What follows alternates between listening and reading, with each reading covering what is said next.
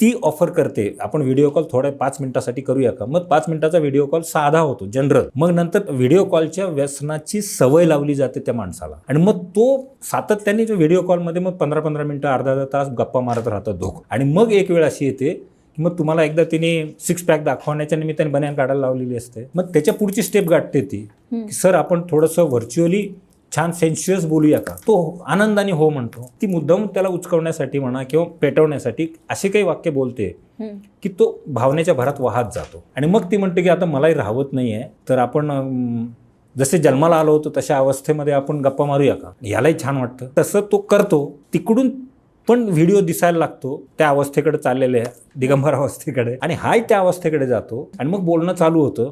छान वाटतं त्याला. त्याच्या पुढची स्टेप पण कधी कधी गाठली जाते सेन्शियसनेसची आणि मग तो कॉल व्हिडिओ कॉल समोरचा रेकॉर्ड केला जातो आणि तो कॉल कट केला जातो आणि एक तासाभराच्या अंतरातच दुसऱ्याच एका नंबरवरनं तो व्हिडिओ तुम्हाला पाठवला जातो की असा असा व्हिडिओ माझ्याकडे आलेला आहे, तुम्हाला जर तो सोशल मीडियावर व्हायरल होऊ नये असं वाटत असेल तर आम्हाला एक बाबा 2 लाख रुपये द्या, जे काही डिमांड ॲज पर भामट्याचं माइंड. पण गंमत एक सांगतो, हनी ट्रॅपमध्ये कोट्यावधी रुपये लुटले गेले पण ॲट ए टाइम नाही.